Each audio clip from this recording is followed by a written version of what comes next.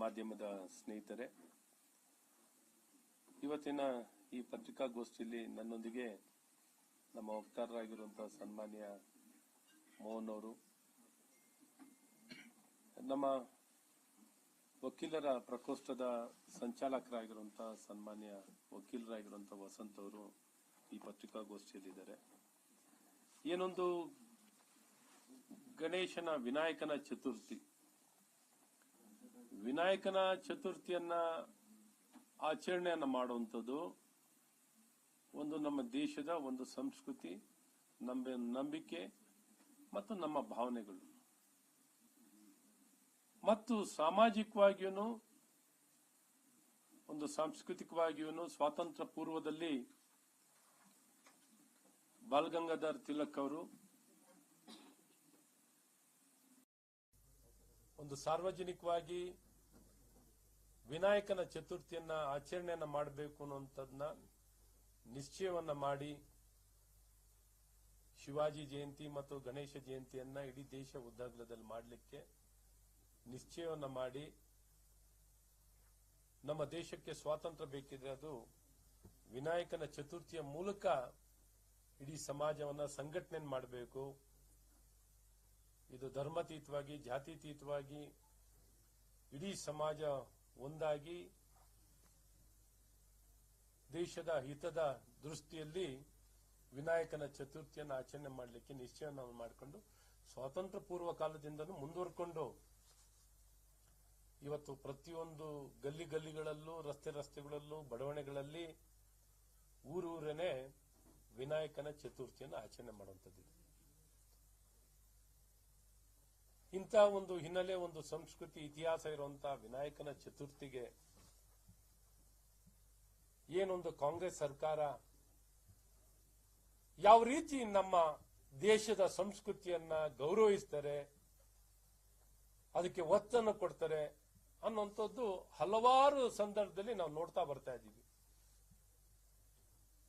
ಒಂದು ಜನರ ಭಾವನೆ ಮತ್ತು ಅವರ ಆಚಾರ ವಿಚಾರಕ್ಕೆ ಮತ್ತು ಒಂದು ಸಂಸ್ಕೃತಿಗೆ ಗೌರವವನ್ನು ಕೊಡದೆ ಮನ ಬಂದಂತೆ ಇವತ್ತು ಸರ್ಕಾರದಲ್ಲಿ ವಿವಿಧ ಇಲಾಖೆ, ವಿಶೇಷವಾಗಿ ಗೃಹ ಇಲಾಖೆ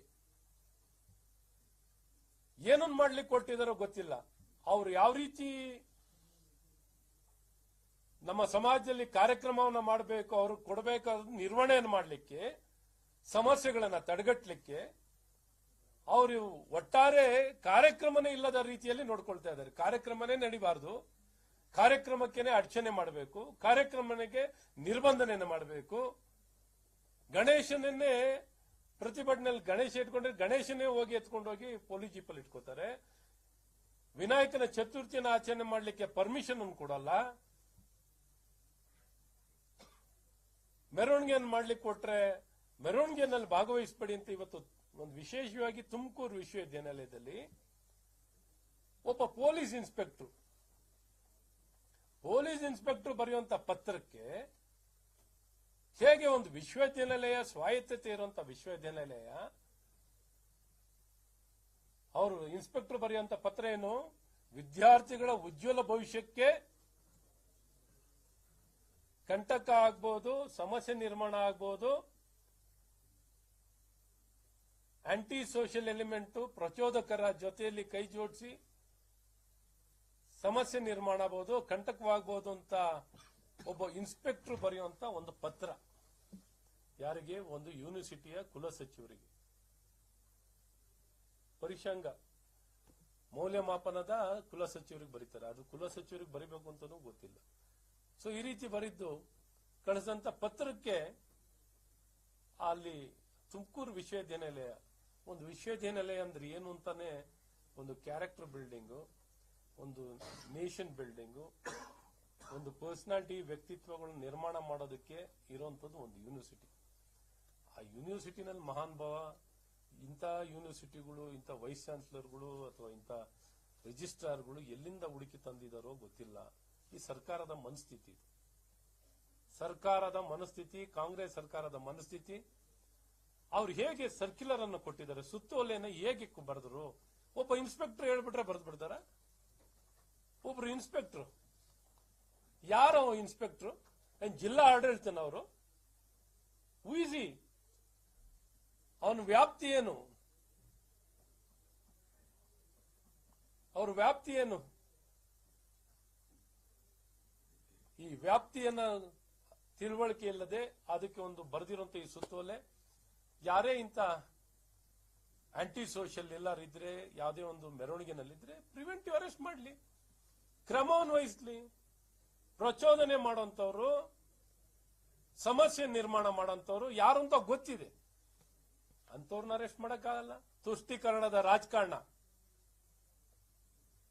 ಸರ್ಕಾರ ಒಂದು ಕಾನೂನು ಸುವ್ಯವಸ್ಥೆಯನ್ನು ಕಾಪಾಡಲಿಕ್ಕೆ ಅವರ ಹತ್ರ ಶಕ್ತಿ ಇಲ್ಲದೆ ಈ ರೀತಿ ಗಣೇಶನ ವಿಸರ್ಜನೆಯ ಮೆರವಣಿಗೆಯನ್ನ ಸಂಪೂರ್ಣವಾಗಿ ನೀವು ಭಾಗವಹಿಸಬಾರದು, ಯಾವ ವಿದ್ಯಾರ್ಥಿನೂ ಭಾಗವಹಿಸಬಾರದು. ಶಾಲೆ ಮಕ್ಕಳ ಬಗ್ಗೆ ಇದ್ರ ಬಗ್ಗೆ ಬರೀಲಿಕ್ಕೆ ಇವ್ರಿಗೆ ಯಾರು ಅಧಿಕಾರ ಕೊಟ್ಟಿದ್ದಾರೆ ಇಂಥದ್ನೆಲ್ಲ ಬರೀಲಿಕ್ಕೆ? ಎಲ್ಲಿ ಭಾಗಿಯಾಗಬೇಕು, ಯಾರ ನಂಬಿಕೆ ಇರಬೇಕು, ಯಾವ್ದು ನಮ್ಮ ನಂಬಿಕೆ, ಯಾವ್ದು ನಮ್ಮ ಆಸಕ್ತಿ, ಇದನ್ನು ತಡೆಗಟ್ಟಲಿಕ್ಕೆ ಈ ರಿಜಿಸ್ಟ್ರಾರ್ಗೆ ಅಧಿಕಾರ ಎಲ್ಲಿಂದ? ಕಾನೂನು ಸುವ್ಯವಸ್ಥೆ ಕಾಪಾಡೋದು ಇವ್ರ ಅಧಿಕಾರನ ಬರೀಬೇಕಿತ್ತು. ಪೊಲೀಸ್ ಅವರೇ, ಗೃಹ ಇಲಾಖೆನೆ ಸರ್ಕ್ಯುಲರ್ ಡೈರೆಕ್ಟ್ ಆಗಿ ಹಾಕ್ಲಿ, ಪ್ರಿವೆಂಟಿವ್ ಆಕ್ಷನ್. ಯಾಕೆ ಬೇಕಿತ್ತು ಇವ್ರಿಗೆ ಯೂನಿವರ್ಸಿಟಿ? ಆ ಯೂನಿವರ್ಸಿಟಿ ಇವರ ಕೈ ಗೊಂಬೆ ಆಗಿರೋದೇನು? ಇವ್ರಿಗೇನೆ ಜವಾಬ್ದಾರಿ ಇದೆಯಾ? ಈ ರೀತಿ ಈ ತಕ್ಷಣವೇ ಈ ರೀತಿ ಒಬ್ಬ ವ್ಯಕ್ತಿಯ ಒಂದು ಸಮಾಜದ ಹಕ್ಕನ್ನಕ್ಕೆ ಧಕ್ಕೆ ತಂದಿರುವಂತ ಇಂಥ ಕುಲ ಸಚಿವ, ಇಂಥ ಒಬ್ರು ಇನ್ಸ್ಪೆಕ್ಟರ್ ತಕ್ಷಣ ವಜಾ ಆಗ್ಬೇಕು, ಸೇವೆಯಿಂದನೇ ವಜಾ ಆಗುವಂತದ್ದಾಗಬೇಕು. ಯಾವ ಕಾರಣದಲ್ಲೂ ಇದನ್ನು ನಿರ್ಲಕ್ಷ್ಯ ಮಾಡಂಗಿಲ್ಲ. ಇನ್ನು ಕಾನೂನು ಅಂದ್ರೆ ಮನವರಿಕೆ ಮತ್ತು ತಿಳುವಳಿಕೆ ಇಲ್ಲದೆ ಇಂಥ ಜವಾಬ್ದಾರಿತ್ವದಂತ ಸ್ಥಾನದಲ್ಲಿ ಕಾರ್ಯವನ್ನು ಮಾಡಲಿಕ್ಕೆ ಯೋಗ್ಯರಲ್ಲ ಇವರು. ಇಡೀ ಸಮಾಜದ ಭಾವನೆಗೆ ಧಕ್ಕೆ ತಂದಿದ್ದಾರೆ. ಹಾಗಾಗಿ ಸರ್ಕಾರಕ್ಕೆ ಏನಾದ್ರು ನೈತಿಕತೆ ಇದ್ರೆ ತಕ್ಷಣ ಈ ವ್ಯಕ್ತಿಗಳನ್ನ ಈ ಕೂಡಲೇ ವಜಾವನ್ನ ಮಾಡಬೇಕು ಅನ್ನುವಂಥದ್ದು ಕ್ರಮವನ್ನು ವಹಿಸಬೇಕು. ಯಾವುದೇ ಕಾರಣದಲ್ಲೂ ಮುಂದಿನ ದಿನದಲ್ಲಿ ಇಂಥ ಯಾವುದೇ ಸರ್ಕ್ಯುಲರ್ ಅನ್ನ ನೀವು ನಮ್ಮ ಇಡೀ ಸಮಾಜದ, ಹಿಂದೂ ಸಮಾಜದ, ಭಾರತದ ಜನರ ಭಾವನೆಗೆ, ಇಡೀ ಭಾರತಕ್ಕೆ, ಇಡೀ ಕರ್ನಾಟಕಕ್ಕೆ ಭಾವನೆಗೆ ಧಕ್ಕೆಯನ್ನ ತಂದಿದ್ದಾರೆ. ಹಾಗಾಗಿ ಧಕ್ಕೆ ತಂದಿರುವಂತಹ ಇಂಥ ಸರ್ಕಾರ, ಕಾಂಗ್ರೆಸ್ ಸರ್ಕಾರವನ್ನು ಸಂಪೂರ್ಣವಾಗಿ ಖಂಡಿಸ್ತೀವಿ.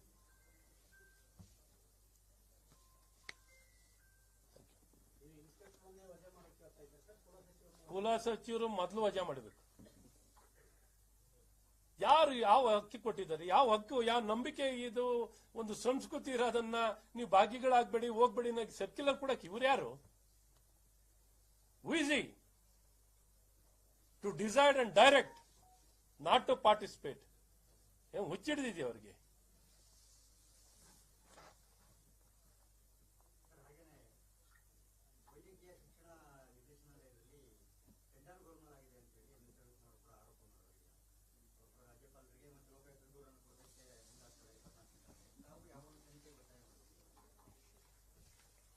ಈ ಸರ್ಕಾರನೇ ಭ್ರಷ್ಟ ಸರ್ಕಾರ. ಬೆಳಗ್ಗೆ ಎದ್ದರೆ ಭ್ರಷ್ಟಾಚಾರ ಬಿಡೋದು ಬಿಟ್ರೆ ಲೂಟಿ ಸರ್ಕಾರ, ಎಟಿಎಂ ಸರ್ಕಾರ ಅಂತ ಹೇಳ್ತಾನೆ ಇದೀವಲ್ಲ.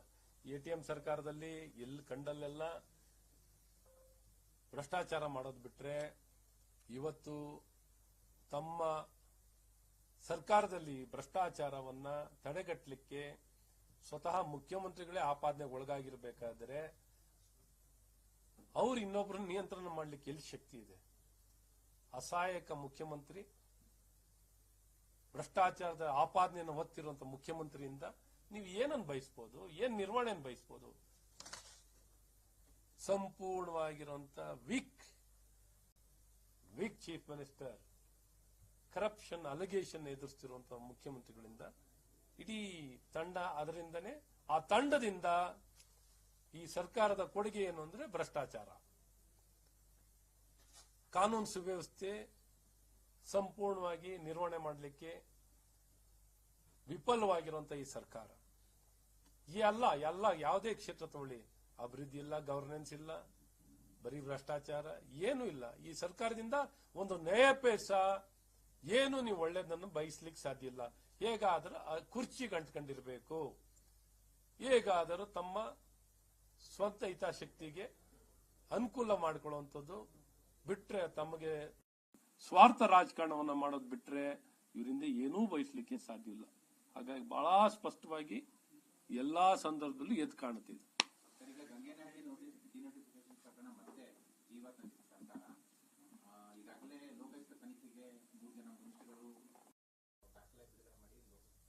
ಚುರುಕಾಗಿದೆ. ಯಡಿಯೂರಪ್ಪನವರು ಕೂಡ ಲೋಕಾಯುಕ್ತ